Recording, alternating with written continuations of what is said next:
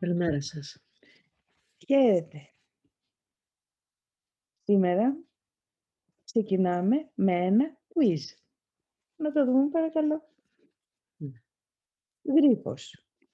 Πόσοι δρόμοι υπάρχουν για να επιλέξω?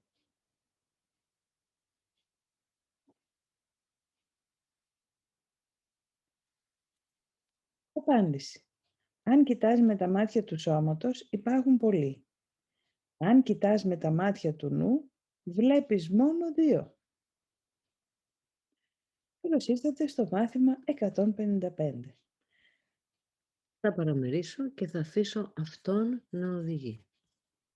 Πόσες φορές νόμιζα ότι ξέρω που πάει μια σχέση, μια δουλειά, μια συζήτηση, μια επένδυση, μια καλή πρόθεση, αλλά κατέληξα σε αδιέξοδο.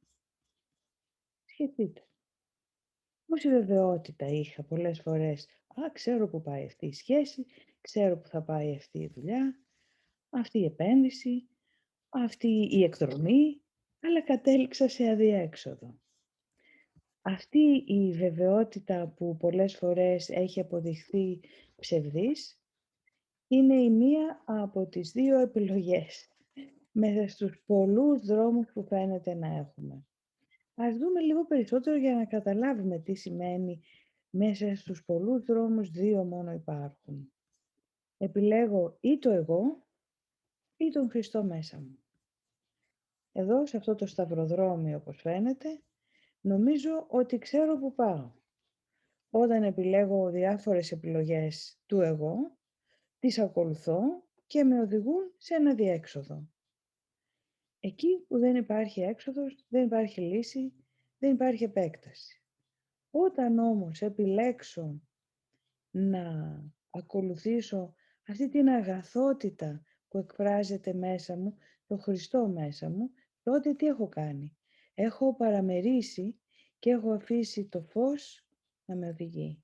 Εδώ όχι μόνο υπάρχει διέξοδος, αλλά υπάρχει η έξοδος στο σύμπαν ολόκληρο, το αληθινό, του Θεού. Και τι αλλάζει όταν επιλέγω το φως μέσα μου, Μαρία? Δεν αλλάζεις εμφάνιση, αν και χαμογελάς πιο συχνά. Το μέτωπό σου είναι γαλήνιο. Τα μάτια σου είναι ήρεμα. Εκείνοι που περπατούν στον κόσμο, όπως και εσύ, αναγνωρίζουν τους ομοίους τους. Εκείνοι όμως που δεν έχουν ακόμα αντιληφθεί την οδό, θα σε αναγνωρίσουν επίσης και θα πιστέψουν ότι είσαι σαν και αυτούς, όπως ήσουν και πριν. Εδώ να το εξηγήσουμε λίγο αυτό. Ναι, ναι. Εδώ μας λέει λοιπόν ότι καθώς σιγά σιγά αλλάζουμε μέσα μας, μέσα από αυτές τις ιδέες των μαθημάτων θαυμάτων, αρχίζουμε και έχουμε μια πιο γαλήνια και ήρεμη διαχείριση της καθημερινότητας. Αυτοί που βρίσκονται ήδη σε ένα παρόμοιο δρόμο θα το καταλάβουν.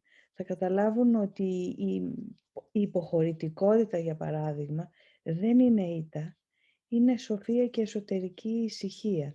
Από εκεί εκκινείται και εκδηλώνεται προς τα έξω, σαν φαινομενική υποχωρητικότητα, ενώ είναι μια άλλη επιλογή για ειρήνη. Οι άλλοι βέβαια που δεν έχουν ακόμα ανοίξει το νου τους σε αυτή την εκδοχή, θα μας βλέπουν όπως μας έβλεπαν πάντα, ίδιους.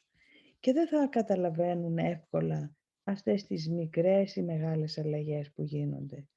Εκείνοι όμως που είναι στον ίδιο δρόμο θα μας αναγνωρίζουν ως ομοίους. Και οι υπόλοιποι σιγά σιγά θα το ανακαλύπτουν στο χρόνο του καθένας. Ο κόσμος είναι μία ψευδαίσθηση. Αυτοί που επιλέγουν να έρθουν σε αυτόν αναζητούν ένα μέρος όπου οι ίδιοι μπορούν να είναι ψευδαισθήσεις και να αποφύγουν την δική τους πραγματικότητα. Ωστόσο, όταν ανακαλύψουν ότι η δική τους πραγματικότητα είναι ακόμα και εδώ, τότε υποχωρούν και αφήνουν αυτήν να οδηγεί. Αυτή είναι η απλή επιλογή που κάνουμε σήμερα. Η παράλογη ψευδαίσθηση θα παραμείνει εμφανής για λίγο, για να την βλέπουν εκείνοι που επέλεξαν να έρθουν, οι οποίοι δεν έχουν ακόμα χαρεί ανακαλύπτοντας ότι η επιλογή τους ήταν λανθασμένη. Δεν μπορούν να μάθουν κατευθείαν από την αλήθεια, επειδή την έχουν αρνηθεί. Εδώ μας λέει λοιπόν ότι αυτό το συλλογικό όνειρο που όλοι μαζί κρατάμε ζωντανό, κατά κάποιο τρόπο, σιγά σιγά θα αρχίσει να ξεφτίζει και σίγουρα γίνεται πιο αχνό στα μάτια εκείνων που αντί για να πιστέψουν ότι η επιθετικότητα είναι η λύση, ανακαλύπτουν ότι η γαλήνια διαχείριση, η ειρήνη και η χαρά είναι πιο αληθινές ποιότητες γιατί εκφράζουν τον ουρανό. Ωστόσο, αυτό το όνειρο θα παραμείνει, η αίσθηση δηλαδή ότι ο κόσμος υπάρχει όπως τον αντιλαμβανόμαστε, θα παραμείνει για λίγο μέχρι που όλοι κάποια στιγμή να αμφισβητήσουμε την αλήθεια του. Αυτοί όμως που την έχουν αμφισβητήσει πρώτοι, τι κάνουν? Τι κάνουν? Χρειάζονται ένα δάσκαλο που αντιλαμβάνεται την τρέλα τους, αλλά ο οποίος όμως μπορεί να κοιτάζει πέρα από την ψευδαίσθηση και προς την απλή αλήθεια μέσα τους. Αν η αλήθεια απαιτούσε να απαρνηθούν τον κόσμο, θα τους φαινόταν ότι τους ζητούσε να θυσιάσουν κάτι που είναι πραγματικό, θα πρόσθετα και που έχει και πολύ μεγάλη αξία. Ναι, έτσι μοιάζει. Πολλοί έχουν διαλέξει να απαρνηθούν τον κόσμο, ενώ ακόμα πιστεύουν ότι είναι πραγματικός. Βασικό, αυτό θα το εξηγήσουμε. Και έτσι έχουν υποφέρει από μια αίσθηση απώλειας και δεν έχουν απελευθερωθεί. Άλλοι δεν έχουν διαλέξει τίποτα άλλο παρά μόνο τον κόσμο και έχουν υποφέρει από μια ακόμα βαθύτερη αίσθηση απώλειας, την οποία δεν κατανόησαν. Εδώ το σταυροδρόμι και στις δύο περιπτώσεις είναι από τη μεριά του εγώ, ή δηλαδή αρνούμε τελείως τον κόσμο, ενώ τον πιστεύω ακόμα αληθινό και έτσι υποφέρω γιατί είναι ένα αδιέξοδο, ή τον θεωρώ πραγματικό και αντιμετωπίζω όλα τα αδιέξοδα στα οποία με οδηγεί. Ποια είναι αυτά τα διέξοδα? Πάσης φύσεως, ασθένειες, ανατροπές, διαζύγια, τιμή, καυγάδες, θάνατος. Όλα αυτά είναι αδιέξοδα. Αυτά τα γνωρίζουμε. Να δούμε όμως, να καταλάβουμε λίγο παραπάνω την άλλη περίπτωση που είναι και ένας κίνδυνος που απειλεί αυτούς που είναι στα μαθήματα θαυμάτων. Μεταξύ άλλων που είναι σε διάφορους πνευματικούς ή θρησκευτικούς δρόμους. Η ελλειπής κατανόηση και η ανώριμη αντίδραση σε αυτά που μαθαίνουν οδηγεί πολλές φορές τους ανθρώπους να κάνουν άλματα πριν ακόμα βαδίσουν, πριν μπορούν ακόμα να στέκονται καλά στα πόδια τους.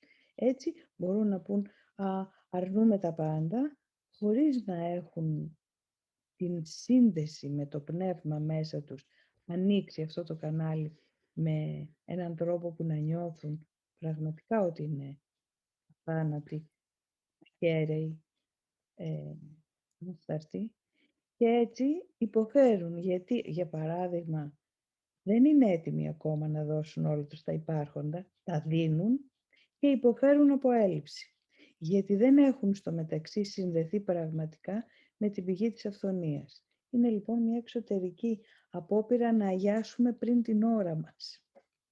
Είναι μια λανθασμένη διαχείριση αυτών των γνώσεων. Μη βιάζεστε να την κάνετε. Αφήστε τι θα αναδυθεί από μέσα σας ήπια, εύκολα, απαλά, στην ώρα της. Μη βιάζεστε. Γι' αυτό λέμε και όσοι μπαίνουν και ακούν τα μαθήματα για πρώτη φορά και μπαίνουν παραδείγματος χάρη σε αυτό το μάθημα, δεν θα μπορέσουν να κατανοήσουν. Ναι. Γι' αυτό παροτρύνουμε να ξεκινάνε από την αρχή και γι' αυτό παροτρύνουμε και εσάς που παρακολουθείτε τα μαθήματα να κάνετε τις ασκήσεις μέσα από το βιβλίο. Μετά από την παρουσίαση ή καλύτερα πριν να κάνουμε εμείς την πρωινή παρουσίαση, να έχετε μελετήσει την άσκηση για να μπορείτε να κατανοήσετε. Τα επίπεδα κατανόησης είναι πολλά, γιατί η αντίληψή μας συνεχώς διευρύνεται. Οπότε κάθε φορά που θα διαβάζουμε μία άσκηση θα την καταλαβαίνουμε καλύτερα, πιο βαθιά, μέχρι να φτάσουμε στο επίπεδο που μας μιλάει. Ανάμεσα λοιπόν σε αυτούς τους δρόμους που είπαμε πριν, τους δρόμους δηλαδή που ο ένας έχει αρνηθεί τον κόσμο ενώ ακόμα πιστεύει ότι είναι πραγματικός, ενώ ο άλλος έχει διαλέξει αυτό το δρόμο του κόσμου και υποφέρει από μια βαθύτερη αίσθηση απώλειας, υπάρχει ένας άλλος δρόμος που οδηγεί μακριά από κάθε είδους απώλεια, επειδή σε αυτό το δρόμο η θυσία και η στέρηση εγκαταλείπονται γρήγορα. Δηλαδή είχε κάνει θυσία αυτός που μας έλεγες πριν, Ιουλία. Ο ανέτοιμος πνευματικός αναζητητής είχε κάνει και θυσία και στερηθεί. Και νόμιζε ότι βαδίζει καλά. Είναι επίσης όταν κρατάμε τους τύπους, η τυπολατρεία σε αυτά τα ζητήματα οδηγεί επίσης στο ίδιο. Η θυσία λοιπόν και η στέρηση εγκαταλείπονται γρήγορα σε αυτόν τον άλλο δρόμο. Αυτός είναι ο δρόμος που σου έχει ανατεθεί τώρα. Περπατάς σε αυτόν τον δρόμο όπως περπατούν και άλλοι, ούτε και φαίνεσαι να είσαι ξεχωριστός από αυτούς, αν και είσαι πράγματι. Δεν επιλέγω λοιπόν να κάνω γκέτο στο νέο αυτό δρόμο. Έτσι μπορεί να τους υπηρετείς και τους άλλους, ενώ υπηρετείς τον εαυτόν σου, για να οδηγείς τα βήματά τους στο δρόμο που ο Θεός έχει ανοίξει για σένα και για αυτούς επίσης, μέσω εσού. Η ψευδαίσθηση ακόμα φαίνεται να παραμένει με σένα, ώστε να μπορείς να επικοινωνείς μαζί τους. Δηλαδή, πάρτε για παράδειγμα τον Ιησού ή τον Σωκράτη. Είχαν επίγνωση, ας μην μας τον Ιησού, είχε επίγνωση του ψευδούς αυτού κόσμου, ήταν ορατός όμως για να μπορούν να τον βλέπουν με τα μάτια τους οι άλλοι που ακόμα δεν είχαν αφυπνιστεί πλήρως, γιατί δεν θα μπορούσαν να νιώθουν οι περισσότεροι τα μηνύματά τους σε μια απευθείας εσωτερική πνευματική επικοινωνία. Και εμείς τώρα χρειαζόμαστε τα τυπωμένα χαρτιά που αποτελούν το βιβλίο των μαθημάτων θαυμάτων για να περάσουν μέσα από αυτό οι ιδέες μέσα στο νου μας, να τις επικοινωνήσουμε όπως κάνουμε αυτή τη στιγμή, οπτικά, ακουστικά, μέσα από σώματα, για να αρχίσουν σιγά σιγά να μας θυμίζουν αυτό που είναι εκεί ήδη μέσα μας, αλλά το έχουμε ξεχάσει. Έτσι λοιπόν, θα αμφισβητούμε όλο και περισσότερο την εγκυρότητα αυτού του κόσμου, αλλά θα χρησιμοποιούμε για τον εαυτό μας και για τους άλλους για ένα διάστημα ακόμα το σώμα μας για να το επικοινωνούμε αυτό. Ως εργαλείο επικοινωνίας. Επίσης ο Ιησούς έτρωγε, ήταν μαζί τους, μίλαγε, όπως το είπες, φορούσε ρούχα. Είναι ένας κανονικός άνθρωπος. Αν δεν ήταν έτσι θα τον φοβόντουσαν, έτσι δεν είναι? Ναι. Λέει λοιπόν, το ξαναπάμε από την αρχή, η ψευδαίσθηση ακόμα φαίνεται να παραμένει με σένα, ώστε να μπορείς να επικοινωνείς μαζί τους. Έχει όμως αποσυρθεί. Και δεν είναι ψευδαίσθηση αυτό για το οποίο σε ακούν να μιλάς, ούτε και αυτό που τους βοηθάς να δουν και να κατανοήσουν. Η αλήθεια η οποία προπορεύεται μπροστά σου και καθώς προχωράς σε αυτό το δρόμο τους προσκαλείς, ώστε να μπορούν να σε ακολουθούν, όλοι οι δρόμοι οδηγούν τελικά σε αυτό το δρόμο, διότι η θυσία και η στέρηση είναι δρόμοι που δεν οδηγούν πουθενά, που είδαμε προηγουμένως. Ακριβώς. Όλα αυτά αποσύρονται, καθώς η αλήθεια προπορεύεται μέσα σου για να οδηγεί τους αδερφούς του. Η δυστυχία τους δεν είναι παρά μόνο μία ψευδαίσθηση. Χρειάζονται όμως έναν οδηγό για να τους οδηγήσει έξω από αυτήν την ψευδαίσθηση. Αυτό είναι το κάλεσμα της σωτηρίας. Ζητά να δεχτείς την αλήθεια και να την αφήνεις να προχωρά μπροστά σου για να φωτίζει το δρόμο. Η ψευδαίσθηση μπορεί να φαίνεται ότι κρατά αλυσοδεμένο τον Άγιο Υιό του Θεού. Είναι μόνο και μόνο οι ψευδαισθήσεις από τις οποίες σώζεται. Καθώς αυτές υποχωρούν, αυτός, ο Υιός του Θεού, ξαναβρίσκει τον εαυτόν του. Αυτό το χρειάζονται έναν οδηγό, που μας λέει εδώ, για να βγουν και τα αδέρφια μας. Χρειάζεται ο Υιός του Θεού έναν οδηγό. Χρειαζόμαστε εμείς έναν οδηγό. Και ακόμα και όταν θα είμαστε με άλλους και θα σκεφτόμαστε βάσει των θαυμάτων, θα έχουμε υιοθετήσει αυτές τις ιδέες, πάλι δεν χρειάζεται να είμαστε επεμβατικοί, γιατί τότε θα μοιάζει να διαφέρουμε και δεν θα είμαστε σαν τους άλλους. Μπορούμε όμως να κατανοούμε και να ζητήσουμε βοήθεια και για το δικό μας νου, που εκείνη τη στιγμή θέλει να υπερασπιστεί την αλήθεια, και για το νου του άλλου. Καθώς εμείς θεραπευόμαστε, θεραπεύεται και ο άλλος. Θα το θυμόμαστε ότι αυτό είναι αμφίδρομο. Οποιαδήποτε στιγμή χρειαστεί να μιλήσουμε για τα θαύματα. Μας καλεί λοιπόν. Προχώρα με ασφάλεια τώρα, αλλά και προσεκτικά, γιατί αυτός ο δρόμος είναι καινούριος για σένα. Και μπορεί να ανακαλύψεις ότι ακόμα μπαίνεις στον πειρασμό να προπορεύεσαι τις αλήθειες και να αφήνεις τις ψευδαισθήσεις να είναι ο οδηγός σου. Δηλαδή να λες, ξέρω εγώ τι πρέπει να κάνω, ξέρω τι κουμάς είναι αυτός, ξέρω πώς πρέπει να διαχειριστώ τα πράγματα. Οι Άγιοι αδερφοί σου σου έχουν δοθεί για να ακολουθούν τα βήματά σου, καθώς προχωράς με βεβαιότητα σκοπού προς την αλήθεια. Με πίστη, κάνε πίσω και άφησε την αλήθεια να οδηγεί. Δεν γνωρίζεις που πηγαίνεις, αλλά αυτός που γνωρίζει έρχεται μαζί σου. Άφησέ τον να σε οδηγεί μαζί με τους υπόλοιπους.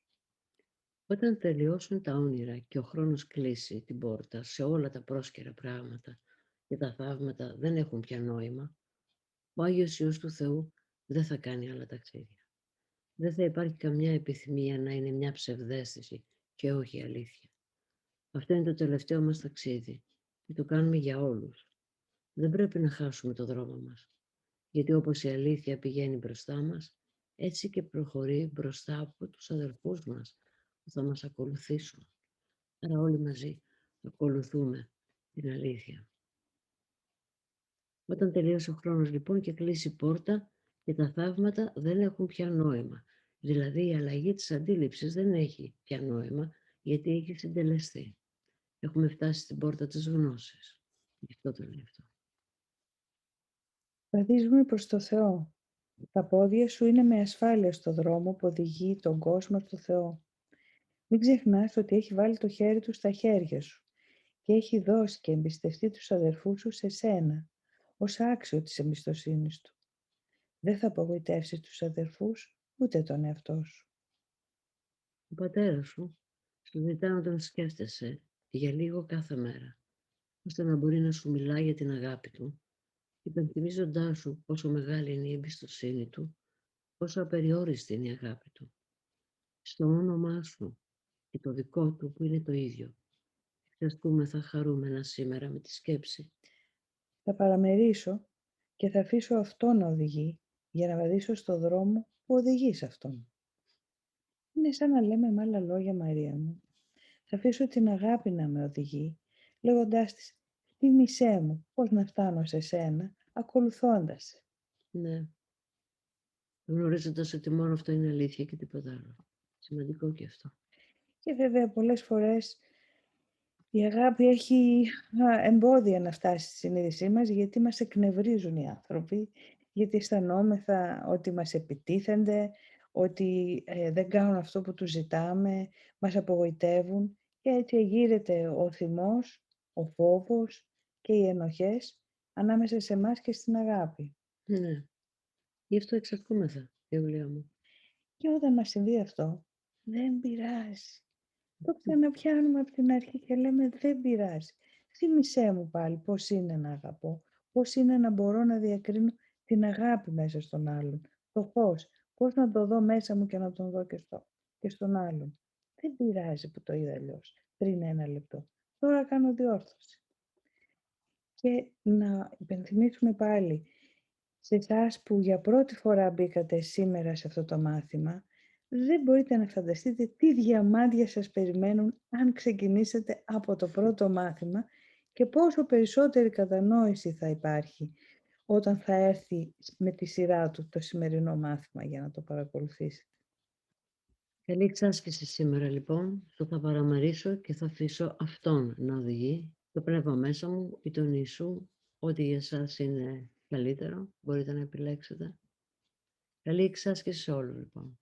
Και να θυμόμαστε Ναι. ότι κάνουμε συνεισφορά σε όλη την ανθρωπότητα και είμαστε πολλοί που το κάνουν αυτό. Προχωράμε όλοι μαζί.